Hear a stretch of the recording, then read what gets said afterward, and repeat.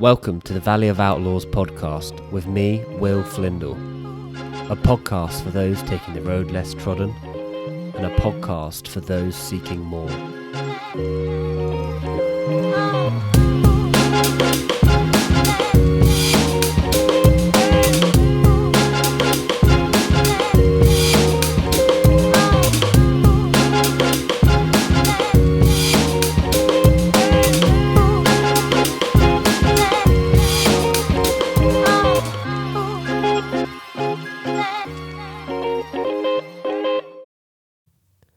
Welcome to Series 2 of the Valley of Outlaws podcast.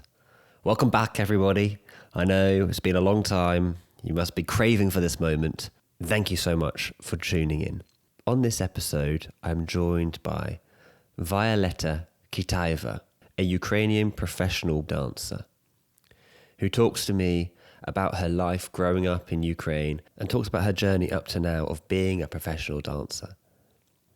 She talks about the passion and excitement and fulfillment she gets from dancing and the technical elements that it requires to be a top-level performer. And I have to say, I was quite surprised that I agreed with her that actually it does sound a lot more difficult than most professional sports. The level of concentration, the multitasking going on all at once, understanding where you need to move, how you need to move, how your dance partner will influence the way you move, be aware of people around you, how you need to look, how you need to perform, all your posture, everything.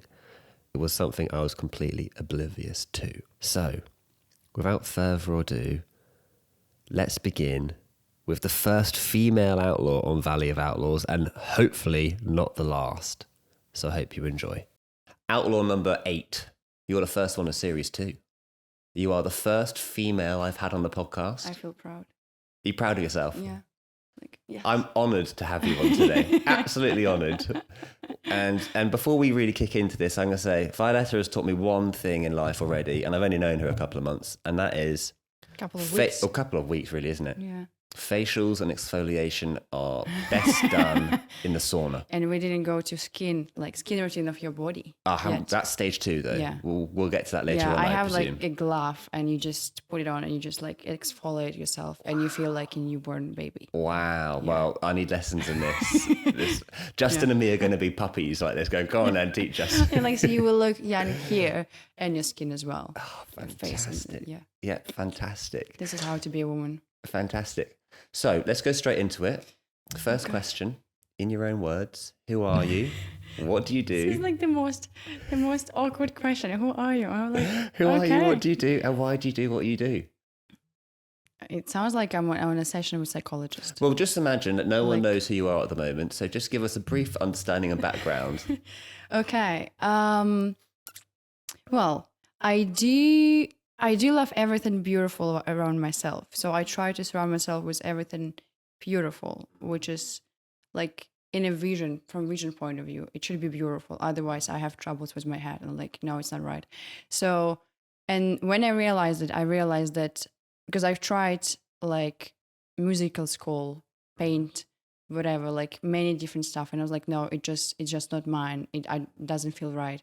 So, and then I tried dancing and I realized that it's not only beautiful from outside, it can be something beautiful from inside and you can develop yourself and you can create this beauty to the world. And I'm like, yeah, that sounds about right. So this is who I am. So how old were you when you started dancing? 8. 8. Yeah. And was it something you were exposed to through your parents or something which you kind of explored? My mom, she's a professional, she used to be a professional gymnast back in USSR time. And it was quite hard on her. But because my grandfather, he was in military, they had to move many, many times. So she had to retire. So she always had this idea that, kids, they should be in sport or somewhere. And she loved dancing. But when I remember I was like 5 years old and I took my mom to all the ballet shows and I was like, Mom, I want to be like a ballerina. And she was like, okay, let's try. And I was sick with that idea. I was like, I can see myself being a professional ballerina. I'll be like on the stage. And then what happened, my mom's best friend, her husband was best friend with our not local, but like it was the best school in Ukraine. And he said, listen, if she is that motivated in such a young age to be a professional ballerina, she will do it. And my mom was like, okay. So he said, please come to me and I will like take a look at her and I will take her immediately because I don't even need like to make an audition for her because she wanted so badly. And my mom was like, okay. So we arrived and there was like a long hallway and there was two doors. One was to audition with like hundreds of girls. And the second one was to that director, basically. And my mom, she went with me to audition. And they told me like, no, she will never be a ballerina because she has really short legs. Wow. So I remember I was crying. My mom was so relieved because it was in different cities. And she was like, well, you like, they just said you can't be a ballerina. So not meant to be. And I was like, okay, fine. But anyway, and then he was waiting the whole day. And he called to my mom, like, where the fuck are you? Like, wow. I spent the whole day waiting for you. And she's like, well, we arrived to audition. And he was like, no, you had to come to me. Wow. So anyway, I think he got a bit like angry because, you know, he's a director and he spent the whole day waiting for us and we have never arrived. And then my mom, she felt relieved because we lived off the city and she would need to take me every day to a different city to travel with me, like, in 7 a.m. and then pick me up in the afternoon. And she's like, no, I'm not going to do that. Wow. Yeah. And then I still was like obsessed with the idea of dancing. And she's like, okay, do you want to try ballroom dancing? And I was like, yeah. I had no idea what is that. Yeah. I was like, yeah, fine.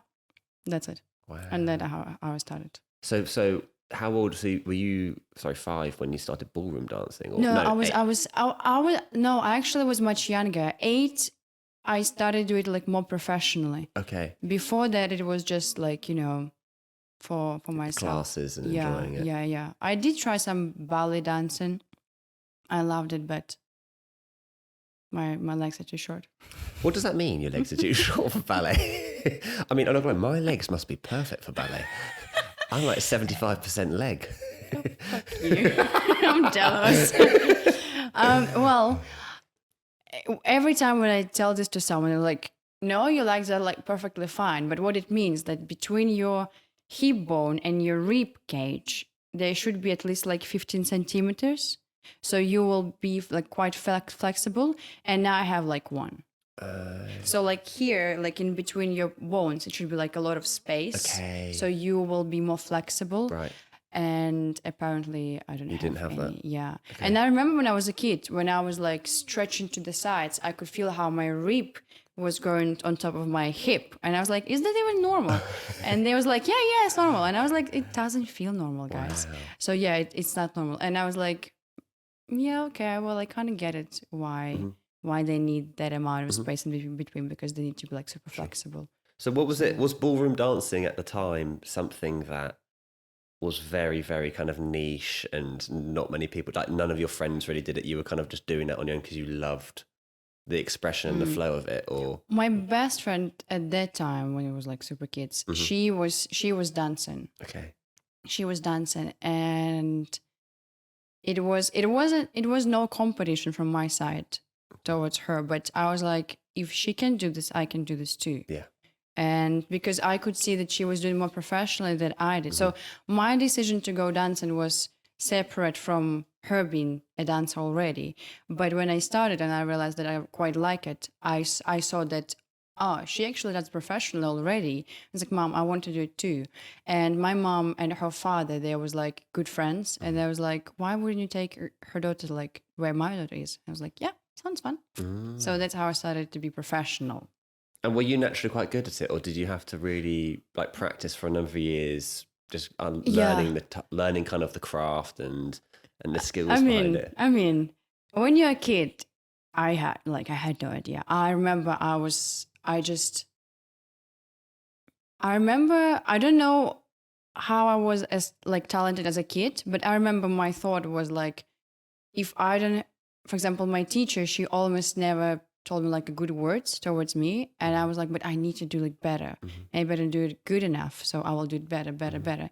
And apparently she didn't tell me anything because I was doing it already good enough. And I was like, but I need to do it better. So, but In retrospect, I would say that no, I'm not as talented as many dancers in our dancing world. So we have ballroom dancing, and they divided on 2 different programs: ballroom and Latin American. And ballroom is what you dance like slow waltz, tango, Venus waltz, when you like in like good contact with your partner. And basically, girls, they don't do a lot of work.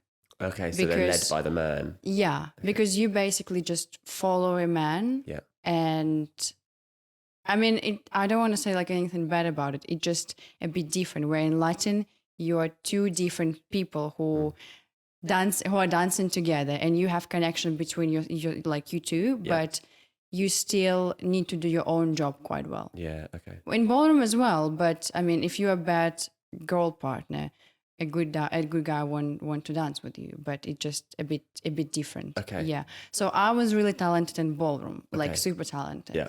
But in Latin, no, Okay. like Okay. -100. Minus 100. Is it quite technical then, the ballroom? Yeah.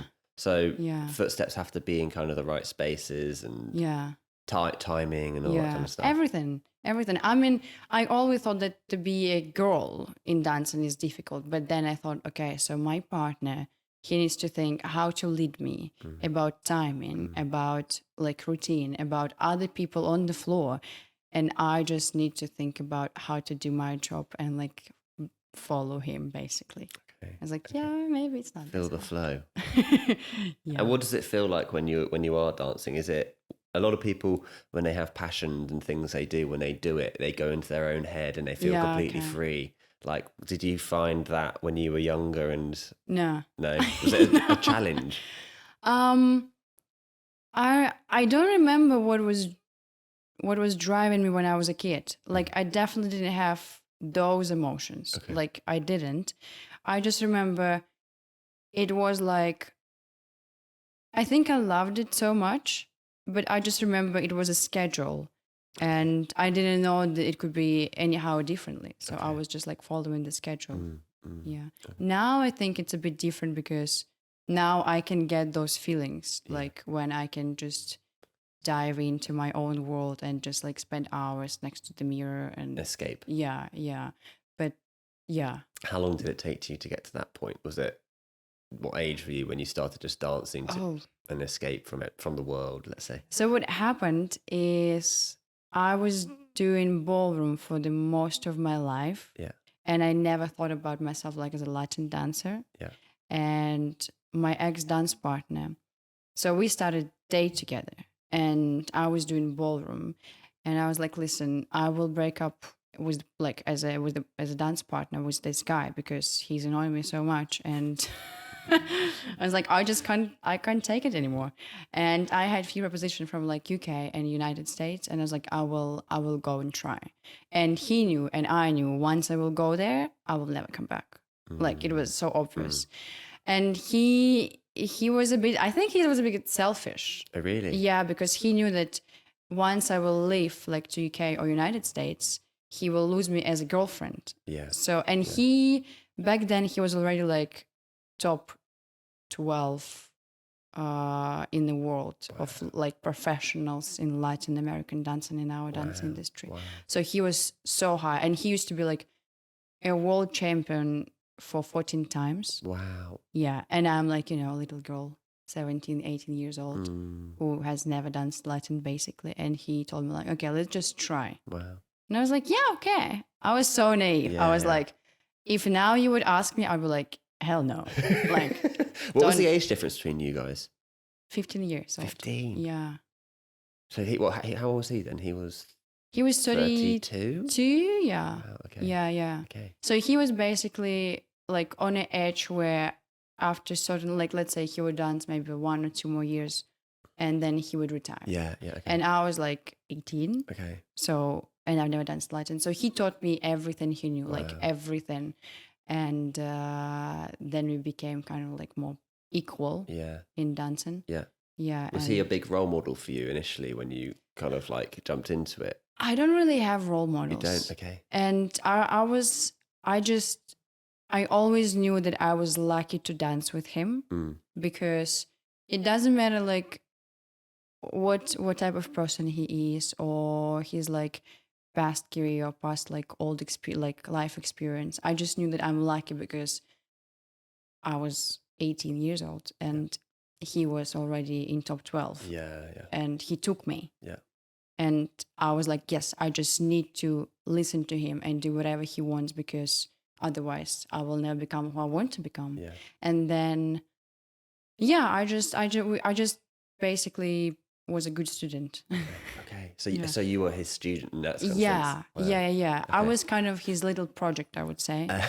Yeah, but it's true because he didn't plan it at all. Yeah. Because he thought that okay, I will retire now. Yeah. And then he took me, and because he didn't want me to go to different country, and someone just asked him to make a little show, like just to dance in small competition.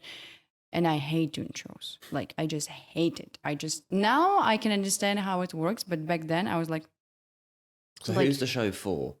It was like a small competition where, just local competition, and for a younger generation, they would ask us to make a show to show, how to dance, how dancing look like. Okay. And I was like, I hate doing shows. Like I just can't do that because I didn't even know how to dance, and you want me to do a show where I need to be confident and like sell it out. I was like, So you felt like slight imposter syndrome in that sense, like you weren't ready for. No.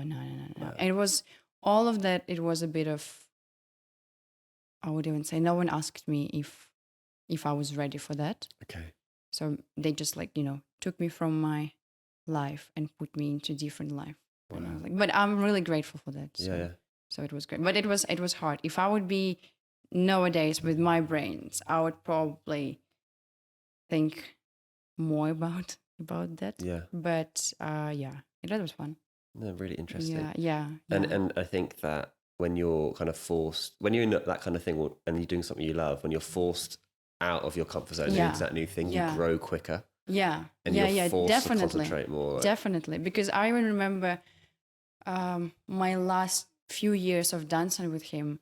I know almost everyone in dancing world. And I remember our teacher came to Kiev to teach like us, and he gave a lecture to many, many couples. And I remember for me, it was a little bit boring. I'm sorry. Hope no one is watching that. But I remember the other couple who are professionals. Yeah. And they said like, oh, we've never heard about this, that we should do it like this way. And I was like, really? Like, I mean, I'm doing this for like past few years already. Yeah. And they in dancing were like, and they top dancers. Yeah. And they was like, no, we've never heard about it. And I was like, okay. So I mean, what I'm trying to say is that I was really lucky because I've got that experience people usually get by maybe 35 years old. I got in my early 20s. Yeah. And now it's a bit gifted, of course, because I know how it works. I'm not naive. I have a lot of experience. I'm a good dancer. And now for me to find a dance partner, because at that point, they are either like dancing with someone already for like good 15 years or they retire. Oh, really? Yeah. Wow. Or it will be like a really young guy who'll be my age, but they have no experience like I had. And I feel a bit like a mummy to them. And I'm like, I really don't want to be that person. No, fair enough. Yeah. Fair enough. How, like, obviously your mum initially with the ballet, you said she didn't want to drive around the country. Like, how much did they kind of inspire you and stuff to commit to it once you started to really think, oh, I'm good at this? How did they, teach you with your mindset, like, you've got to be dedicated, you've got to commit, you've got to put the hours in to really get there? I don't remember that. What I remember, my mom, she always told me, if you want to try something, just go and try. Like, if you want to go to musical school, go. Like, she would sign me up for lessons on like how to play on piano or like how to sing. And she was like, if you want to paint, you can go and paint. If you want to study English, you can go study English. So I've never had that like, no, you can't do that, you can't do this, or no, you won't be good enough at this. Yeah. But I remember, maybe because she's a lawyer. Okay. She used to be a lawyer for like 27 years. My brother is a lawyer. So maybe because I grew up and I saw how much they work, I was like, yeah, I need to work hard. And I actually remember that was a good lesson for me. When I was at school, my grandma, like first few years, she used to live with us because my grandma, she lives in Russia and we lived in Ukraine. Yeah. So the first few years she lived with us to help me with homeworks and like to bring me to like dancing and musical school and everywhere. And then I started grew up quite quickly. And my mom, not my mom, maybe I had some like argues with my grandma, and I was like, Mom, I don't want my grandma being here. I am like mature enough to be by myself. And she's like, well, okay, if you want this, we can send our grandma back home. Yeah. She'll be glad because, you know, she'll be at home finally. Yeah. And I was like, yeah, I do want this. And my mom, she talked to my grandma. And like, okay, you're living back home and you will stay by yourself. And my mom, she didn't have time, like, you know, to sort my problems out. Okay. And I remember she told me when I was maybe 5th grade at school, she told me like, listen, you can do at school whatever you want. You can have like any marks you want, but I don't want them to call and invite me to go to school and talk about your behavior or your marks. Yeah. She was like, sort everything out however you want, do whatever you want at school, but I don't want to go there. I don't want to be embarrassed. Wow. I was like, yeah, okay, Mom. Wow. So complete freedom to take the Yeah. direction you want to go Yeah. in. Did you find that quite like liberating or scary, or was it quite daunting when that happened? That was great. It was great. Okay. Yeah, that was great. I remember I was like, okay, fine. That's what I want. I got my way. Yeah. But I don't think my mom, she realized that I will actually like this because She was trying to play you a little bit and see what you said. yeah. I think she was as a parent, she probably was trying to show me that if you want something, you will have to take all responsibilities. Yeah. And you as a kid don't really want this. You just want to, you know, play Barbies. Yeah.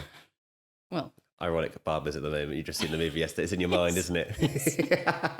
So what was it like? I'm really interested actually in growing up in Ukraine. So can we just get in? So are your family from Ukraine or from Russia? Where you guys originally from? well, Was it I was born in Ukraine. Okay. So I'm was born in Ukraine. I'm Ukrainian. Yeah. But my mom, she was born. So USSR. Yeah. Okay. They split in 1991. Yeah. 1991.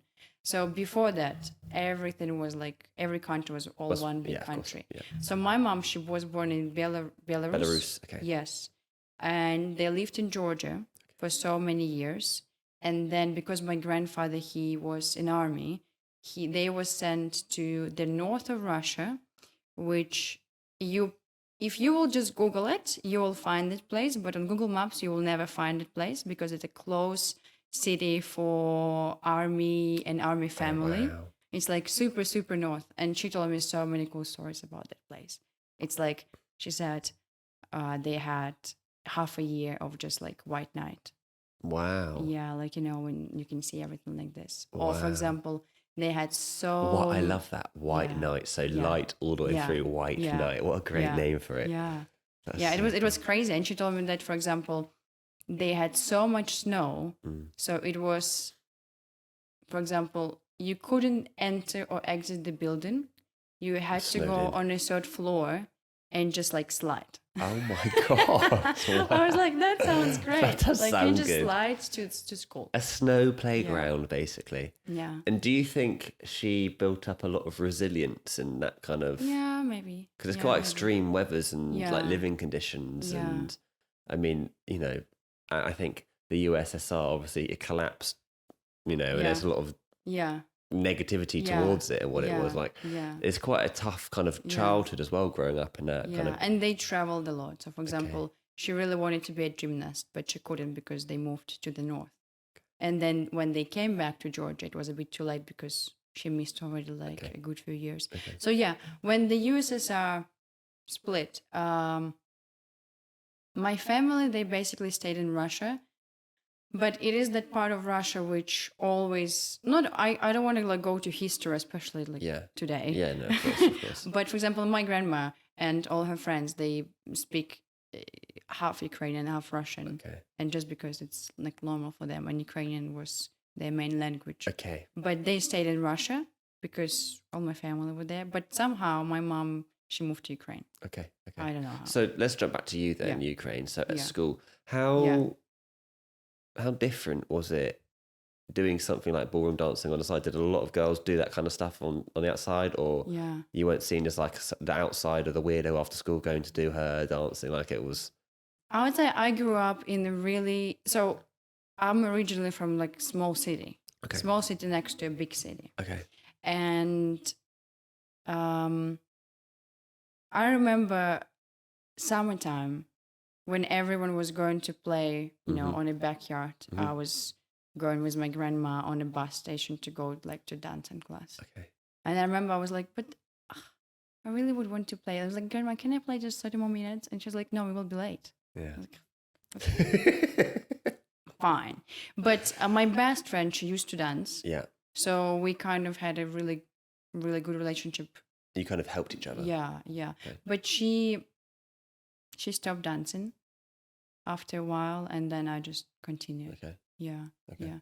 But once you get like, let's say, I don't think it's matter what you do, like dancing or any other type of activities. Yeah. You will find your friends there. Of course, yeah. So I had my friends in dancing and at school. But at school, I didn't have much friends because I always had my own opinion. Okay. And I was bullied, and I was a bully. Oh, really? So I was like, okay, explain that. Well, I remember we had two guys, and there was like, main guys of our class. And all the girls, there was just like behind them. And I was like, and they could bully other guys. And I was like, listen, guys, that's not cool. Yeah. Like, they haven't done anything to you. Like, why are you bullying them? Yeah. And for example, there was months when no one talked to me. Really? So I was coming to school, and no one in my class would talk to me. How old were you? 10. Yeah. I was quite young. I was like 10 years old, and no one talked to me. But at the same time, I could make cry teacher. That's a skill. I remember I was so embarrassed, but I was like, I said the truth. Was there a part of you which was, I don't want to say hurting, but was there, when you're in that position and you feel completely isolated? Yeah. Did that give you more of a drive to kind of escape that kind of lifestyle more, or how I did remember it make you... I couldn't wait to go to normal school. I remember I was thinking like, you guys are bad people. Wow. Yeah, okay. I want to change my school. Okay. And that was the main reason why. So I was already like 14 years old, and I started to drive to a bigger city because you started to drive. Yeah. At 14. Yeah, wow. Not the car, but like by bus. Oh, okay. Yeah, okay. I still can't drive. I don't know how to drive. But I want Bentley. So it's kind of like professional passenger. Yeah. That's me. Yeah. Yeah. So when I was 14, I was already going to. It was like a year of me prepared to a different school because that school was one of the best schools in Ukraine. And to get there, I needed to pass exams. But they also said like, but if you will go for our like prepare courses, you will just get in there. Okay. With no exams. And my mom asked me, what do you want to do? I was like, no exams, obviously. Like, I don't mind to waste my year, but I don't want any exams. Yeah. So, and I already knew that I will leave my school. I will leave all these people behind me, and I will start again. Yeah. Did it feel like starting again? Was it? Yeah. That was good. What's super interesting is that you're very direct, and and it's really good because I feel like it probably really helps you in the dancing, professional ballroom dancing kind of area. True. You know what you want. You're not going to take shit. You're not going to let people abuse you and kind of push you too far. I think especially for the past 6 years, I learned how to be like that. Okay. Yeah. But you learned how to use it in the right way. No, because my default is actually opposite. Okay, so explain that. I'm a super kind person. Yeah. I will allow people manipulate me, and I'll be like, I think I'm really happy when I can make someone else's life better. Yeah, lovely. Yeah. So, but I can also dissolve in other people. Okay. Which is not really good for my life.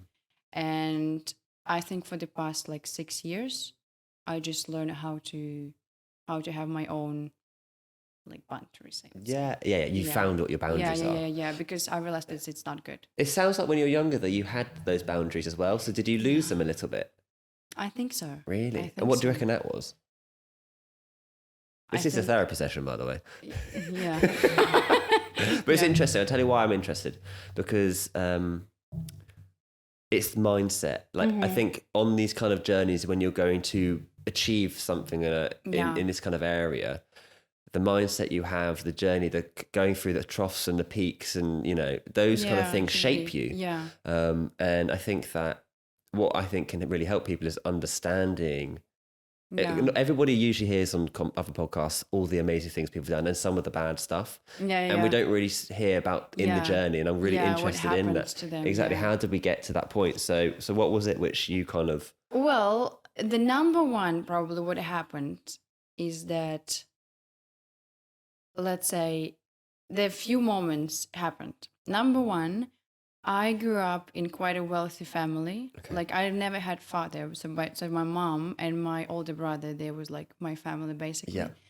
And at some point, for example, people go crazy about it, but I was like, yeah, that's what I had. When I was 12, when I was 10, my mom, she gave me a gift like £1,000 worth just pair of shoes. Okay. Wow. With heels. Wow. 10 years old girl. Yeah. So it's a bit like crazy. Yeah. But I was like, yeah, that's what I had. But afterwards, for example, my mom, because she was a quite successful lawyer, her partners, they let her down. Okay. And she lost basically all her money. Oh, wow. So I remember one day I came to her mom, my friends and I were going to go like to bigger city and to go to see a movie. And she was like, well, we have like basically £20 for the rest of the week, including all the transport. And I'm like, really? Yeah. She's like, yeah. So she said, like, if you want to go, you can go, but keep in mind that I won't be able to go to work tomorrow. And I was like, fine, I don't go. I remember, and I couldn't understand what happened because I was like 11. Yeah. And I was like, how does that work? Yeah. And then a year later, my mom, she got depression. And it was like quite a serious level of depression.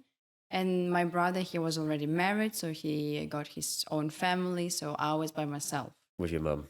Yeah. Yeah. And I don't really remember anything Really? from those like 3 years, like from 12 to 15. I don't remember almost anything. You blocked it out? Yeah.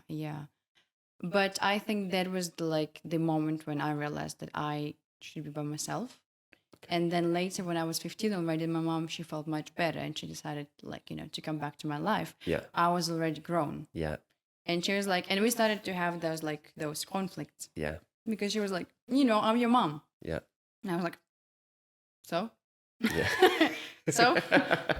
And she sent me to leave to Russia because I found a dance partner there. Okay. Yeah, she was like, if you want to be, because I had a lot of different options in different cities, but she was like, listen, you can't stay here. Yeah. Because we will kill each other. And I was like, yeah. And she said, if you really want to go and try how it is to have your own life, to have all responsibilities, you can go to Russia and live there with that guy, like not guy, but like dance partner. Yeah. And I was like, fun. Yeah. Wow. And she was like, really? I'm like, yeah, let's do this. Okay. And then I spent there maybe 5 months. Wow.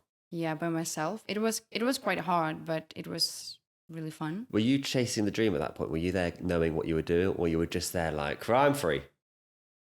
Just freedom. I can't say that.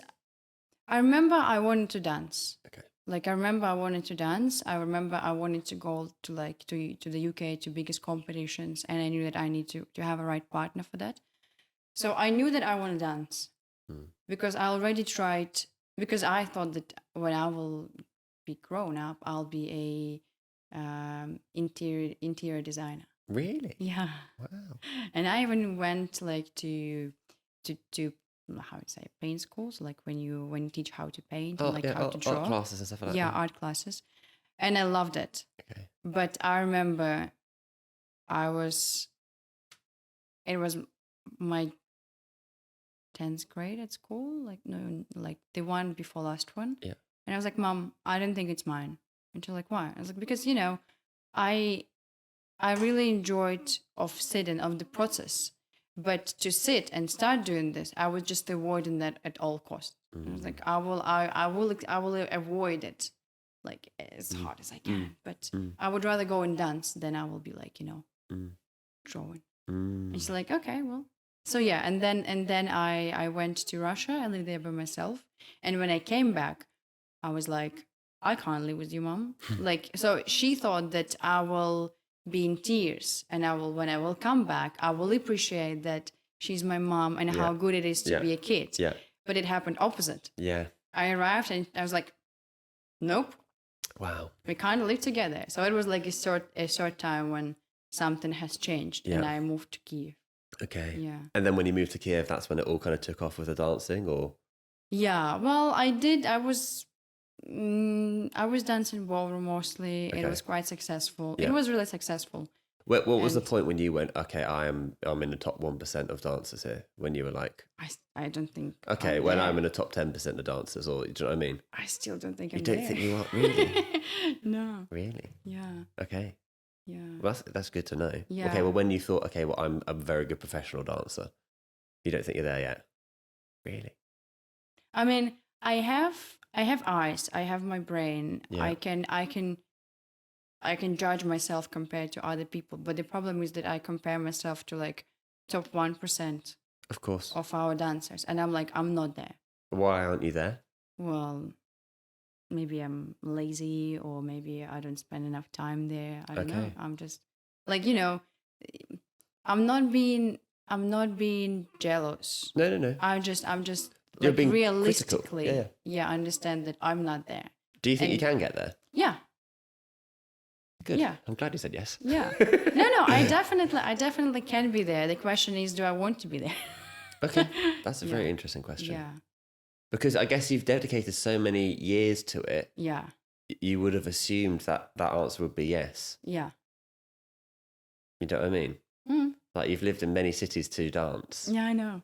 Very interesting. Yeah. Well, because when you are a kid or even a teenager, you don't really understand how the world works. Mm-hmm. You don't really understand how the dancing world works. And then again, when my ex-dance partner, he took me to Latin and he showed me this is actually how it works.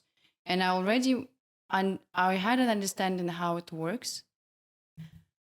But now I just have like, you know, a clear picture in my brain, and I'm like, do I really want to be there like for the rest of my life or not? And also, from one side, it's good that I knew what I want to do with my life since I was 8.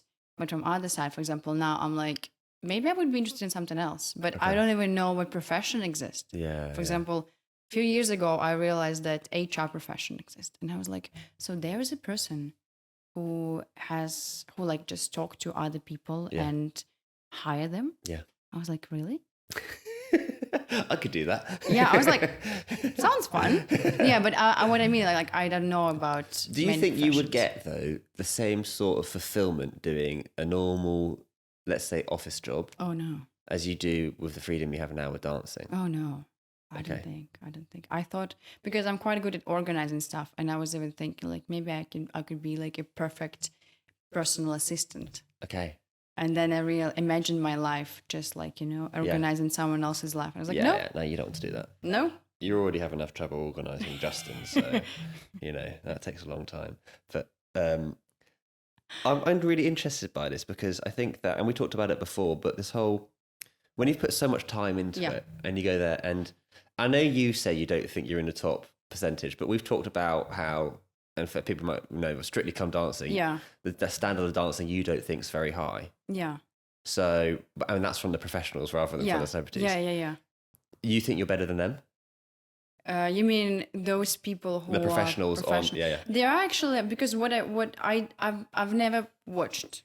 Like, to be fair, I've never watched, but you know the dancers though. I know. This December, like last December, I just viewed few episodes. Yeah. And I saw there was a couple I know. Yeah. And they're great dancers. Yeah. So, and for example, to be fair, there was one more quite great couple, Yeah. but like The 5 rest. years ago. Yeah, yeah. Yeah. Yeah. So they have a good couples there. So Okay. it's not like, for example, in Ukraine, it's terrible. Okay. They don't want to pay Yeah. for dancers. They don't want to pay to anyone. And for them, it's much more interesting like to get a shitty dancers, but Okay. don't pay, Yeah. Okay. than to get a good dancers and pay them. Mm-hmm. Where in the UK, it's a bit different. Yeah. They do care about the quality of dancers Yeah. and quality of show. And you Yeah. can actually see when it's a good dancer Yeah. and when it's not. Yeah. So you just... But how would you sit in that kind of field? If you're just going to be completely objective, don't diss yourself. Okay. Well, you could be a dance partner on Strictly Come Dancing, just so we can get a grasp of yeah. your level. You are, from what No, I believe, I you're- would be as a dancer, I would be, let's say like this. They have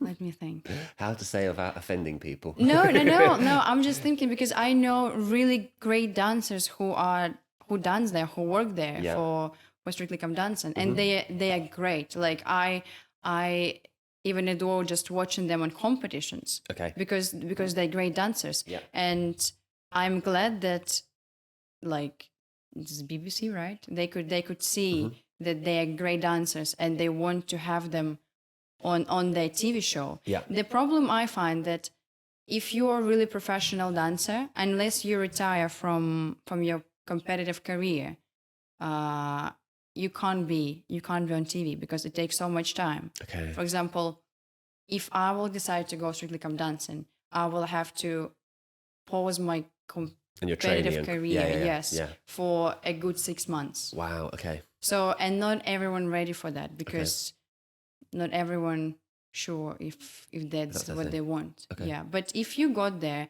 and I think it's great for you, Yeah, especially if you plan to live in the UK. Yeah. Yeah. It's great. What's your so what kind of like routines would you have to give up to go to that? Like, what are your training routines Yeah. for ballroom dancing at the Yeah, moment? yeah, because so we have 3 main competitions in England and in the world. So one of them will be beginning of October. Yeah. Second one, end of January, and third one, end of May. Beginning, end of May. And the Strictly Come Dancing, they start prepare, like getting ready for live in the beginning of summer. So the whole summer you work already, which means that you give up your first competition, which is in October, because from September, I guess, it starts showing on TV, like from September to December. Yeah, till Christmas. Yeah, probably. something like that. Wow. So you give up at least 2 competitions. Wow. Okay, Because so you that's need- 2/3 basically of the. Yeah. Okay. Yeah. And you don't practice with your own partner Yeah.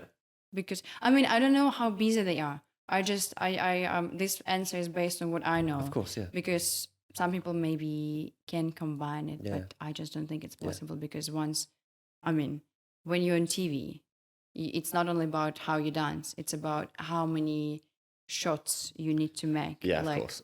video and Yeah. like practice Yeah.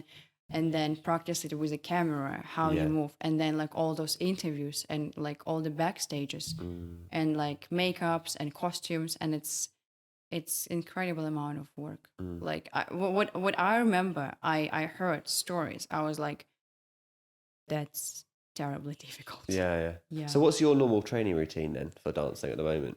At the moment or usually? Or usually then? Okay, 'Cause because at the at the moment, moment it's like nothing. I mean, it's just like, to be fair, it's nothing. It's Barbie, then Oppenheimer, Yeah. then whatever, then Mission Impossible. It's basically at the cinema, your training routine, Well, I is it? do go to Gyrotonic. Oh, really? Okay. Gyrotonic is great. What is that?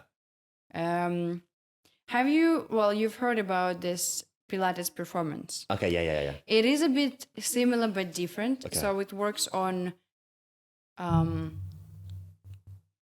for example, how to open your chest. Okay. Or, for example, if you have problems with hips, how to work with your hips. Okay. So basically, it is supernatural movements we Yeah. don't do in daily basis. Yes. And then you have a better understanding of how your body works. So I found it great because my neutral position of my upper body is like closed like this. So I need to open it and to not use your muscles. You just go to that lady and you do those exercises, and then your like small muscles, they will remember the position, and you just feel great. Okay. That's what I do. So is that part of your kind of training and as a basis? Okay, nice. Yeah. But what about the technical kind of dancing stuff? I know you're looking for a partner at the moment, aren't you?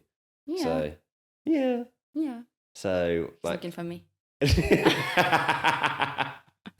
Like how can you do any training on your own? Like it's just mirror stuff at the moment, is it? Well, for example, I do right now not so much, but usually even like last year, I spent a lot of my time going to see my teachers and work with them like one on one, one by one, and it was like private lessons with them.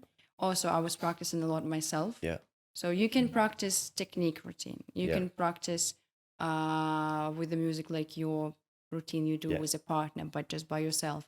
There are lots of stuff you can practice. And how many hours do you think in your kind of in those? Oh, you can spend like the whole day. Really? Yeah.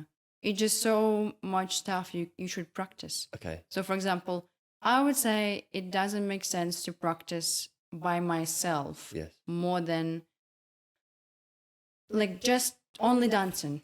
2 hours will be enough. Okay. But it will take me plus 1 hour just like to warm up and stretch, and maybe to go to the gym like 1.5 hours, and Wow. Yeah, your body's got to be in its best condition to be able to dance. That's the thing as well, is that there is so much beyond just the dancing, just to keep yourself in that kind of peak physical condition for it. Yeah. It's very, very interesting actually. Like it's I think underestimated probably by people in the outside world, how much work has to go into it. I remember I watched some like documentary about this, just like a small documentary, maybe like 40 minutes or something. So what they've done, they compare athletes, let's like Olympic type of sports, and dancers, not even like my dancing, but like just dancers in general. They just took a few different and they did all this like chemical tests and like blood tests and everything. And what they found out, that being a dancer is much more difficult, even physically, than to be an Olympic champion. I'm not saying that it's like, Okay, explain that. The reason is because, let's say if you're a boxer, even boxer, or like you're a runner, all you need to do is practice how to run. Yes. You don't have to think about who's running next to you, or you don't have to think how you look or what's the music. But when you dance, you have to be aware of other people on the floor, because, for example, it can be a small dance floor, but 20 couples. And you just can't hit each other. You are not allowed to hit each other. So you have to be aware of other people. You have to, and you're not doing it by yourself. So you dance with the other person. So you need, for example, if you're a guy, you need to lead your partner so she will understand everything correctly. And now as a girl, I need to listen to a guy, because sometimes I can't see the other couple is coming. So I need to be like, I need to do my own thing, listen to the music, listen to the partner, connect all of this, do my own mechanic and techniques, and at the same time enjoy and deliver some emotions. You know? So how does he communicate with you? Does he actually speak to you while you're dancing, or is it just through subtle movements? Through the movement. So what are they? If we're talking about Latin, it's mostly one hand. So his left hand goes to my right hand. And basically he just leads me with one. So it's just a subtlety. You've got to just feel the way he's pulling. And what about ballroom dancing? There are two bodies. They are in contact together. So you have, if you will just imagine it, you have contact in your knees, in your right hip, in your right rib cage.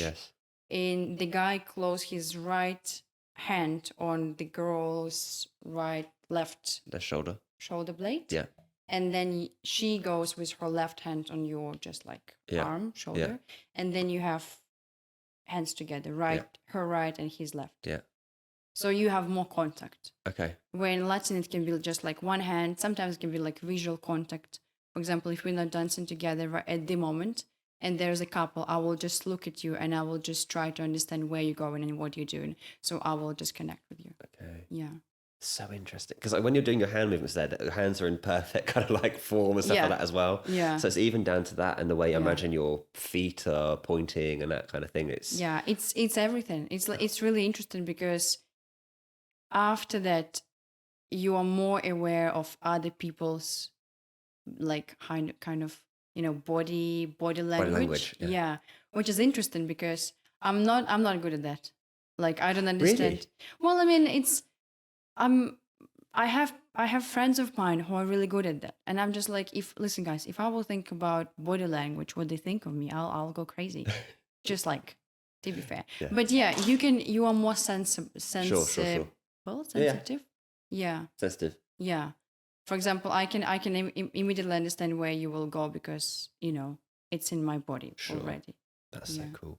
Yeah, and to be fair, you need to have a good physical condition to dance because for example, if you have a small competition, you will have only one round, which is terrible. So you will dance 5 dances in a row, and each dance is from 1.5 minutes to 2 minutes non-stop. Are you out of breath after a dance? Like you're probably not, but like, do you feel it as like it's an exercise? Oh yeah, really? Like you basically die sometimes because really? Yeah, it's hard. Is it just because of the holding the posture and? It's just because, well, imagine this like heat exercises when you just like jump non-stop. Yeah. So you basically do same, but it's more complicated. It's not like you just run on the at the same place. You actually dance. Yeah. Within quick music and with someone else. Yeah. Even when you do it by yourself, it's quite difficult because you do 5 dances in a row, like 2 minutes each, and there's like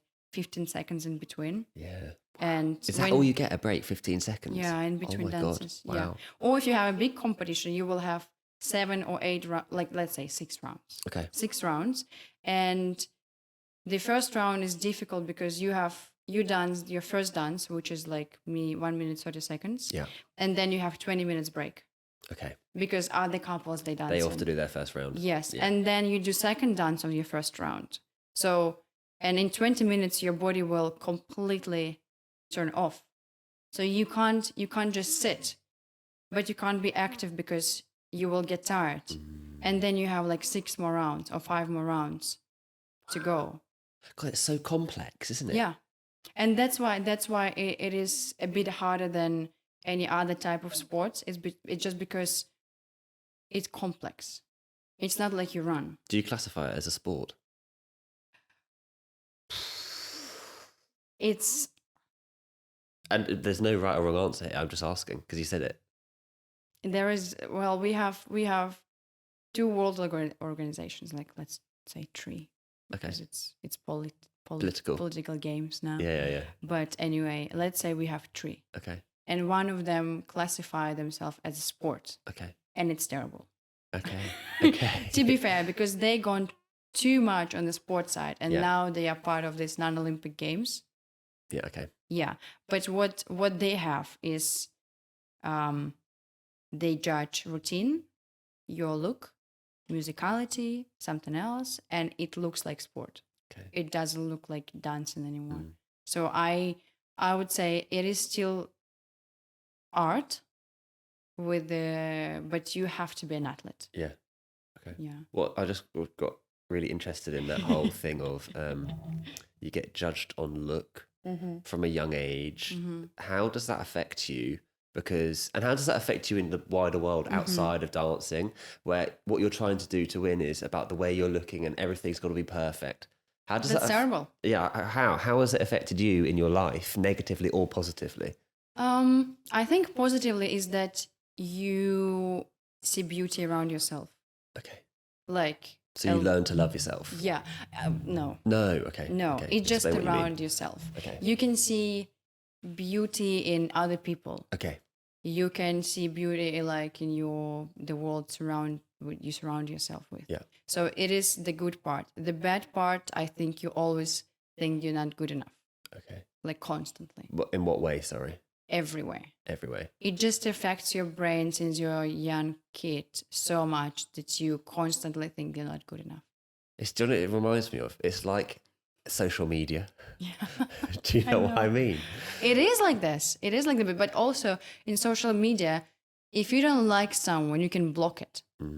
Basically. In real life, you can't. And in dancing world, you can't block the person you don't like because you will have to go and say hi and pay them money like for private lessons, and you can hate that person because they will make you feel miserable.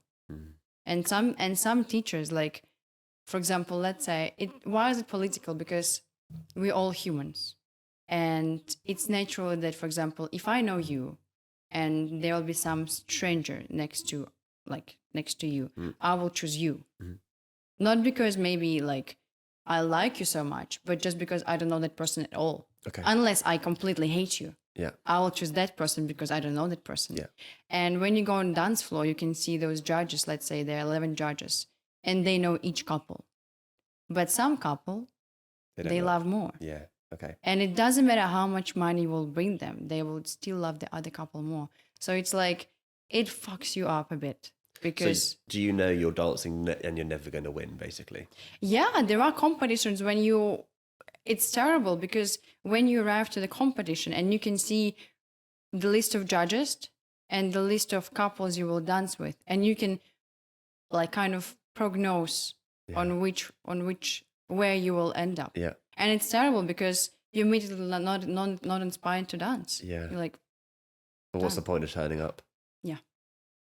Yeah, but you don't like, when I was there and I was like, I can't let myself think about that way because I always have a chance. Yeah. Because I don't know, for example, those judges, maybe they have a good mood today and maybe they will give me a chance. And if I'll be like, I said poo. And it's true. Yeah. Then they will never give me a chance. I won't use this chance. So yeah. Interesting. Do you think it's worse for the girls or the boys in the sense of the judgment?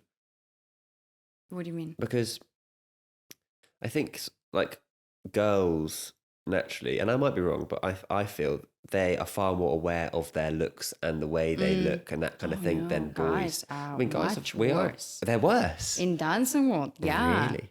Wait, can we just establish something as well? Well, what it's not like worse. What percentage of dancers do you know are like straight or gay? Just, and it's just interesting because you would imagine a gay would be more aware. I would say all generation, who are my teachers now, there were more gays. Okay. Yeah. Right now, I think there are less gays. Okay. Yeah, in our industry. But again, you never know. No, of course. I thought friends of mine, they were straight, but they end up being gay. Like, it doesn't affect me. I'm not against it. But I thought they were straight, but they end up like being gay. And I'm like, okay. It's not the point of the question. I think the question is more to do with this whole idea of being judged, and you're saying boys are worse at it. Yeah. Just understanding, is it more, would you say it's more the straight boys who are worse at it or the gay boys who are worse at it in that sense? Well, when I'm not going to say gay boys, well, homosexual boys. So I can't say that. It's a touchy subject how to say this correctly at the moment. Well, even like straight guys, they are still more feminine. Yeah. Because they do take care about how they look, what they wear, how their hair looks like. I would even say in dancing world, girls, they care about how they look less than guys. Really? Even straight guys. Really? Yes. Why do you think that is? I don't know. I honestly don't know. I think because, again, it is about the beauty. Yeah. So it doesn't matter what female or male you are, you still care about the beauty. Not even about your own beauty, but the beauty around yourself. And why I like dancing world is because, for example, you are not, it's some sort of, how to say, for example, you can't go on event not wearing suit. Yeah. So, and if we will take historically, for example, why is it in the UK? Because UK had all those like Venus balls, the royal family, they had their ballroom dancing. There was dancing, ballroom dancing. Yeah.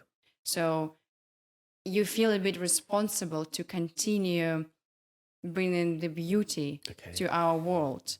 Because in nowadays, I'm not judging, but for example, I don't like when the girl, she looks like a guy. I don't like when a beautiful girl would wear something like super oversized every day, because you can't see her beauty. Yeah. Because I found it beautiful that the girl will be feminine. Like she will be a lady. It's beautiful. Yeah. And that's so interesting. Yeah. It's so interesting in this day and age because obviously there's such blurred definitions of male and female at the moment, and we're not going to go there, but what we're getting onto with this is that ballroom dancing and dancing in general sticks to that traditional Yes. way of thinking. Yes. Do you think that will ever change? No. So, because wasn't there talks of strictly of having a male? We do have this. They do have that. Okay. We do have this, but again. So how does that work then?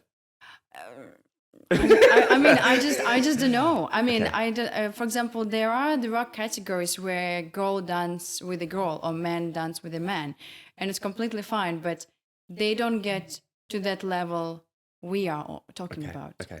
Because there's no definition of who leads. Yeah. Okay. No, they do have like okay. they will wear the same costumes, for example, or sometimes one person will wear male or female clothes, so you can see the distinction between them. But so there's this distinction again. Like even if couple is female plus female or male and male, you still can see who is leading and who is following. Yeah. So I think because dancing is based on leading and follow, it doesn't really matter who leads or who follows, but there still will be this definition on leader and follower. Okay. So I think that's why it will never change. Yeah. Because the principle of dance is that, for example, I will follow. I wouldn't say follow a guy or like follow my partner, because there are moments when I am a leader. Okay. Or when we separate, we're two leaders. But still, he is main leader. He has responsibility of us on the floor, of other couples, of like our routines and etc. So I can't say I would say I'm an active follower. An active follower. Yeah. I like that. Yeah. So no, this like men and women, it will never die in dancing world. Do you think the art is still as popular and it will carry on as much, or do you do? Okay. Yeah. Just because a lot of traditional kind of things like this are slowly peteling out. I know, and not in dancing world. Not in the dancing world. Still going strong. Well, this is the only one thing I still like about our dancing world, that it is a definition of a man and a woman. Yeah. And it's so strong. I mean, again, if we talk about, it doesn't mean that the girl will always follow. No, it's not. Yeah. But it is still, a girl should be a lady and a guy should be a man. Yeah. And this is like super strong. Because, for example, if you see opposite, we have couples where a girl is like kind of stronger in the way she is better than a guy, but she's still a lady. Yeah. So it's like. Yeah, no, that's really interesting. Yeah. How do you, so you're looking for a dancing partner at the moment. How important is it to have that good relationship with someone to be able to perform at your best? Well, let's say, imagine that you live with the person 24/7. Yes. And you have the same goal. Yes. So I think it is important for you to have a good relationship with that person. Yes, agreed. Because otherwise you will kill each other. Yes. It's how I always say, to find a right dance partner is more difficult than to find a love of your life. Really? Yeah. Wow. Because but what are the differences in goals for dancing though? Because you say surely the goals are quite similar. Yeah. Yeah. Yeah, but you can be different. You can have different personalities, or you can believe in different things, or you can just, I don't know, just like have different zodiac signs. Does that have a big impact? Capricorns and Virgos don't go well together. Watch out. Well, no, it's not like this. But I mean, like, if you have different beliefs. Sure. Or, for example, for me, it is super important because I know how much stress I'm going to have and that person is going to have while we're practicing, or while we travel, or while we're competing with other couples. So for me, it is important that my partner is able not to play childish games like be mad at me. But do they get mad at you? Of course, but the point is like not, be childish and just, get upset with you and go to different corner of the room. But like be an adult and come talk to me and say like, listen, I don't like what you just said, or I don't like what you just did. Yeah. Let's sort it out together. Yeah. Because I think especially in dancing world, because everyone is so artistic. Yeah. they just Creative. like drama queen sometimes. And I'm like, I don't want to have, I don't mind to have drama queen, but it means that I will be like a mommy, Sure. which will be like, okay, what happened, honey? Yeah, yeah. Okay. Are you all right today? Yeah, yeah. Do you need more water? Or like, Yeah. what's wrong with you? No. Fuck no. I want a grown A up man. next to me who will be like, listen, I didn't like what you just said. Or like, let's try again. Or let's do that. How do you respond to criticism when someone calls you out for your dancing? Fine. Yeah. Fine. You don't take it Fine. personally. Yeah. I mean, for example, with my ex-dance partner, because we started as like to date first, and then he started to teach me, Yeah. I was really vulnerable to his criticism. Okay. But also it depends on in what way you criticize me. If it will be like Tone. it is a tone. Also, it is, for example, if you will tell me you look terrible, I'll be like, so what? Yeah. But back then I would think about it like the whole day, because it's not structured criticism. Yeah. You can tell me, listen, you do this great, but if you will try to do this and this and this, it'll be better. I'll be like, fine. Yeah. But if you will tell me that you're an idiot, I'll be like, yes, and Yeah. like, You haven't helped me here. what's the point of Yeah. this? Okay. So it should be like grown up relationship. Yeah. Okay. Yeah, and it's hard. Yeah. Okay. No, I imagine it is. It's also about connection. Do you know what I mean? It's about Yeah. having that partnership and that trust and all of that. Yeah, and also you need to want to dance with that person. Interesting.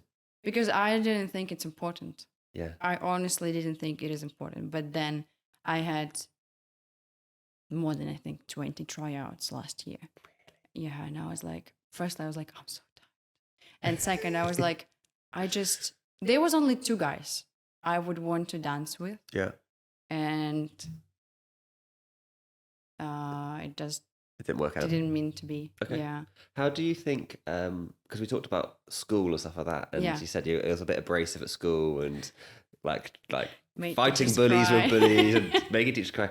Do you think that experience has hindered you or helped you in finding the right kind of partnership, in terms of, because when you're younger and these kind of things and you feel like you don't have a massive friendship circle, or you've got a small one and Yeah. and it's at abrasion, sometimes it can carry on when you're older. Do you think that kind of is like affects you in the dancing world because of the importance you have to have with connection? Because obviously you're looking for someone really, really particular. Yeah. Do you think other dancers are less particular in who they partner up with, or is everybody at that same standard? I get the point I'm trying to say is, I guess, is that because of your childhood, you had obviously a few friends who you were very, very friendly with, rather than lots of big group of friends who you weren't friendly with. It probably carries on the same way with dancing. Yeah. You're now, I'm really particular with who I want to dance with, because that's quite a mirror of your childhood as well. Yeah. Maybe I would say it is. I think it's more about because my mom. I think it goes when my mom told me, "Listen, you have to sort your problem at school by yourself." I just learned that the best way will be to talk, not manipulate or anything, just to come and talk to a person. And that's, I think, what I believe still in. Yeah. Like, if you have problem, just come and talk to me. Yeah. And I'm not going to judge you for that. I will try to understand. I will try to accept what you're saying, even if it will hurt me. Yeah. For example, you can come to me like, listen, like, That when you say exfoliation you did that- in the sauna was really not good for my skin. yeah. And I'll be like, that's interesting. Why do you think that? Like, why do you feel that way? Because I'm not, I won't try to say like, oh no, you're an idiot. It's because you done it wrong. No, I will just ask like, okay, let's talk about it. So you want to understand it. Yeah. And yeah, this is maybe because when I was a kid, I had to sort my problems by myself. It's interesting. Yeah. What? And I knew that I can't just talk to a teacher who is much older, like, oh no, you're an idiot. Yeah. Understanding your kind of like position, isn't it? Yeah. What do you reckon your biggest hurdles were? Say again? Your biggest hurdles, so like challenges getting into dancing, and maybe a bit later on, like, you know, Like challenges. yeah, and ones which, because a lot of people, when they're following their passions, if they come to a hurdle or a challenge, sometimes it can go, right, I'm going to quit. Yeah. So I know what you're were saying. your ones which you went through and you think people would have quit at that? I understand what you're talking about. Yeah. I don't think I've ever had those thought, except now, that I have to quit. Mhm. And I didn't have an option to quit. I just didn't think it was possible because Okay. I was like, partly maybe because I was like, what else am I going to do? Mm. Maybe, but not so much. I just never thought that it's an option for me. I just always knew that I can solve it. It's crazy because you say that, but you've moved to another country Yeah. to dance. You moved from your home to another city to dance. You Yeah. took bus journeys with your grandma when you were younger to dance. All those three people would call those hurdles. Yeah. It didn't make it easy for them to. So your mind is so much beyond that. Yeah, I mean, what hard it can be. Like, I mean, I have 2 legs, 2 arms. Yeah. I can do whatever I want to do. I was lucky, to wake up every day and do whatever I love to do. So I would say the hardest moment is probably right now, is because I have an understanding how it is a game.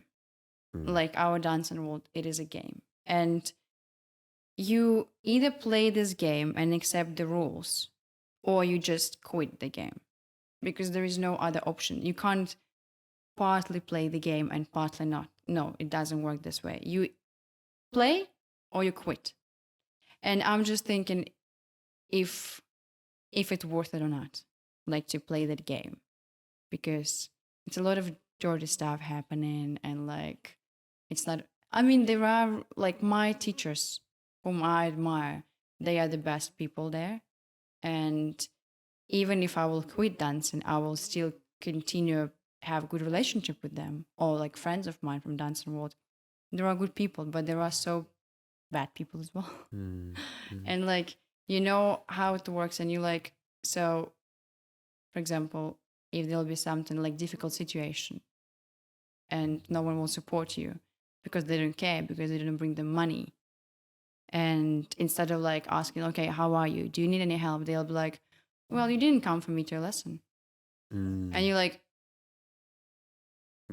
so like, it's like, when it was a COVID time, and airlines, they made like almost each airlines, they said, we hope for your understanding. Yes. And everyone was like, so when I had like 1 kg more in my luggage, where was your understanding? Yes. Yeah. It is a bit like this right now. Okay. And I'm like, do I really want to come back to that? Like, where people, they don't care about you at all, and like all they care about money, and like whom they can sleep with, and like stuff like this. Is it really like that? Oh, some people, they told me directly, like, well, you don't do a lot of stuff what other girls do to get to some high level. Oh wow. And I'm like, but that's not who I am. Yeah. And I was like, well, that's your boundaries.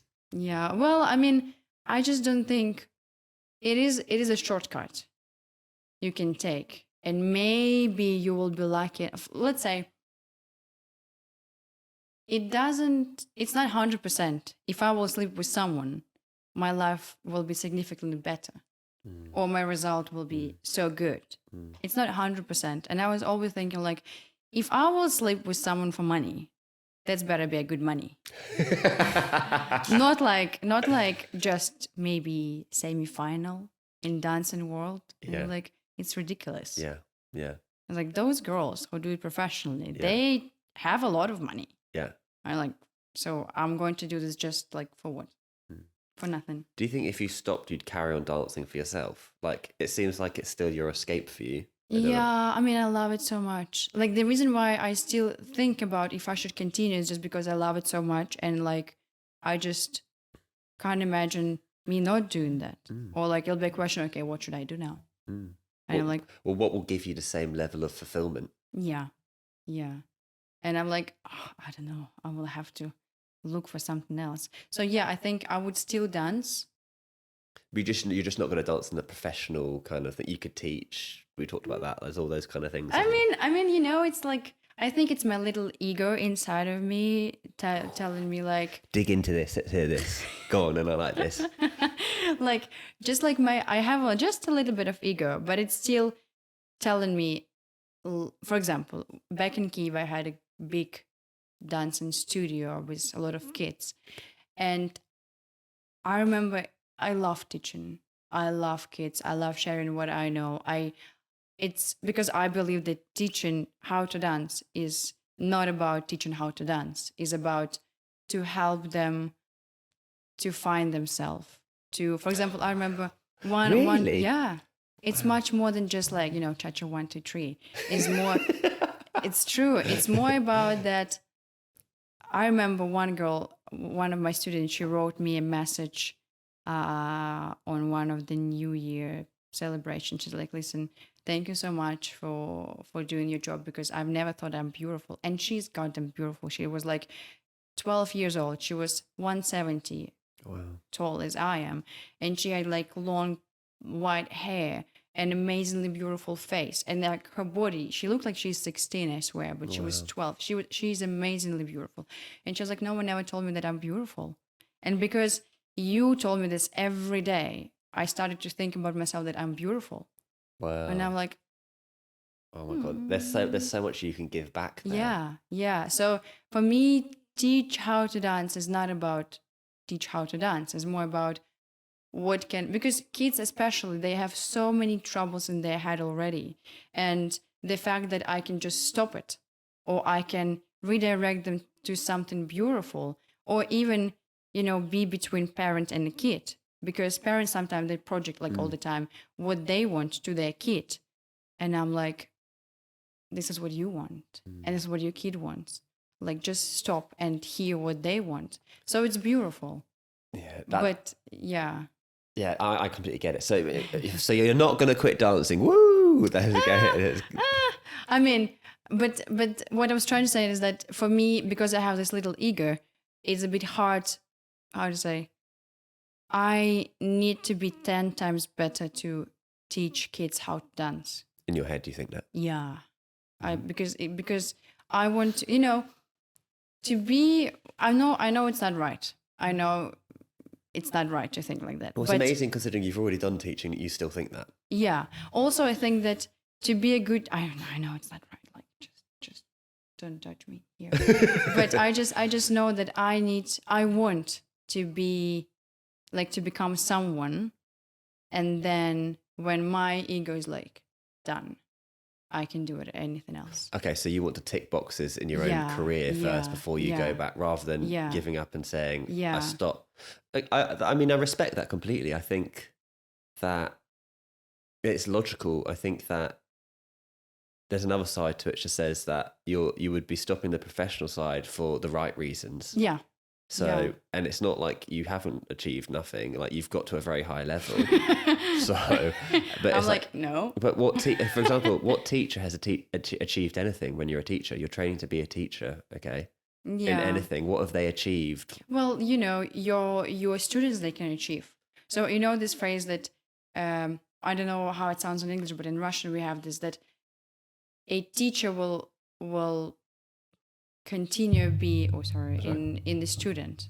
So your student is your continuation. A continuation of you. Yes. Yeah. And it's great, but it's not who I am. Okay.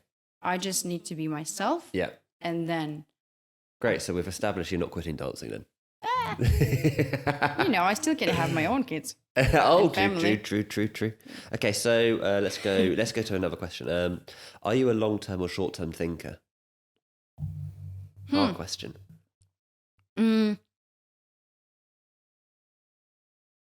Long term, but with concentration on short term. Explain. Like, So both. I need to have a bigger goal. Okay.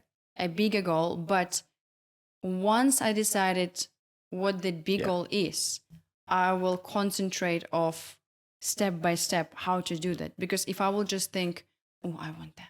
Yeah. Like, for example, people, they want to be billionaires. Yeah. And it's like, oh, I want to be a billionaire. But you need to think about, okay, what can I do today? It's the journey, isn't it? Yes, to be closer to that point. Yeah. I had a guy, Magnus, who was on the podcast. I think he was Outlaw number 4. Mm-hmm. He had a saying, which I love, which is focus on the first stair, don't focus on the staircase. Yes. Which is so beautiful. And it is exactly that. Yeah. Like, the staircase is there. You know where you're going. Yeah. But get the small steps done. Because otherwise you will never achieve that. Yeah. Okay. So what is your big goal? Oh, be happy. Be happy. Yeah. Okay. Every day. Okay. I know So it sounds a bit like no, that's perfect. cheesy. No, that's perfect. That's Yeah. perfect. But I remember since I think every time when, like on my birthday when I make a wish, or like every time when it's like a star falling down, I make a wish. I'm always like, I just want to be happy. Okay. Like I just don't want anything else, because happiness can be in different ways. You might think, oh, this will make me happy if I will achieve this, but it can change. So what's the point of thinking that if I will get like apartment or a car or a love of my life, I'll be happy, because it can change. So the point for me is like to be happy just every day. Where do you find most happiness in your life? Food. Food. Food and serious. Oh, really? I mean, I was hoping you were going to say dancing.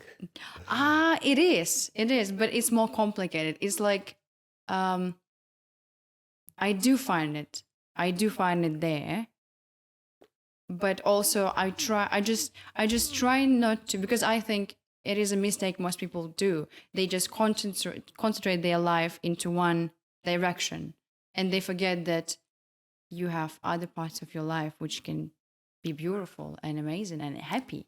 Wow. So I'm happy when I can see people I love, was like having fun, laugh, eat great food, see something new, and like travel and overcome some hard situation will also make me happy. Yeah. Well, I will create them first, and then I will overcome them, Yeah. which is beautiful as well. Yeah. No, that's really lovely. Yeah. Of course, dancing, but it's more like, dancing. Being happy in dancing is more not in that moment. Yeah. It's more what you understand afterwards. Okay. Like, oh, I actually really enjoyed that. Okay. Yeah, because in that moment, you not always can be happy. You can be frustrated. You can be angry. You can die because it's so hard. But the next day, you'll be like, oh, it was so beautiful. I was so happy at that moment. So for me, it's not something like in that moment of dancing. Okay. Yeah. Are you... Well, so I always ask people this, and I'm really interested in it, and I'll give the backstory as I usually do. And if anybody does listen to this podcast, they'll be fed up of me talking about it. But okay. Jordan Peterson talks about, there was an experiment done on a rat, and it's about your drivers, what drives you in life. Okay. And they put the spring on the tail of a rat, and they put cheese in front of it. Oh my God. And they measured the tension of the rat pulling towards the cheese because they're hungry. Poor rat. And then they put the scent of a cat behind it to measure the tension. And they measured that there was more tension in the spring because the cat was there, because it was running away from fear. Yeah. So my question to you is, okay, what drives you in your life? Are you running away from something, or are you running towards something? a few days ago we talked about it, and I made a joke about it. Just like, when everyone else is running, just stay. Stay still. Yeah. Is that what you truly believe with it, though? I do believe that. I do actually do believe in this. I do believe that everyone else is running, just stay. Okay. Because there is something beautiful you can find not doing the same stuff other people do. Yes. But when everyone else is staying, just run. Interesting. So Yeah. do the opposite. Yeah. And for yourself, with pursuing the career of dancing, do you think it was that drive, the pull towards it, or was it you were running away and trying to like create a life which you didn't have? And and you can take your time to answer this question. mean, I was just doing my everyday routine. Okay. I wasn't running towards something. I wasn't running from something. I was just sometimes when you think about giving up, I will think about my goal I have, which will make me get up from the bed and go practice again. Yeah. But and there'll be a lot of those days like that, when you just don't want to do anything and you have to force yourself to do that. But no, I don't. I'm more like, how to say it, like swim. Go when with it the flow. goes. Yeah. Yeah. Okay. Yeah. Yeah. I mean, there always will be a situation when you will have to do something about it. Yeah. But I'm like, yeah. But you've still got your rudder, so you're kind of going. You're Oh, yeah. controlling the direction you go. Oh yeah. Yeah. Oh, yeah. I just can't seem like this. Just like enjoy my life. Okay. Terrible. If you were to have kids, Yeah. what's the one lesson you would teach them about life? I don't think that I would teach them any lessons. You'd let them learn them themselves. I would just make sure that they know that I love them no matter what, Okay. and that they will always have my back. Yeah. And you'll always have their back, or yeah, that's fine, okay. because what I realized that I could, for example, my mom, she's done a great job with me letting do whatever I want. Yeah. Like she said, you can try whatever you want, you can do whatever you want, just try. Yeah. So that is great, because I know when I hear stories when my friends tell me like, listen, we couldn't do this because our parents didn't allow us to do that. I'm like, that's terrible. So I think I will just love them. Yeah. And make sure that they know that I love them and they have my support and everything. I will tell them they are doing some bullshit. but I will try to make it in a way that they know that I still love them. Yeah. So even when I will like scream at them, yeah, I will make sure that they know that I still love them. Yeah. Because I think this is the most important what you can give to your kid. It's just love. They will learn their lesson by themselves. You didn't have to teach them. But they need to feel that you love them, no matter what they'll do. Even if you will be like the killer, they need to know that their mother loves them. So I think. No, lovely. Yeah. Okay, final question. So, okay. What do you think the keys are to success, following your dream and your passion, and actually achieving it? Work hard. Don't give up. People will tell you that you can't do anything, that you're terrible, that you are not talented, that you are... they will put on you... They will do everything to see you unsucceed.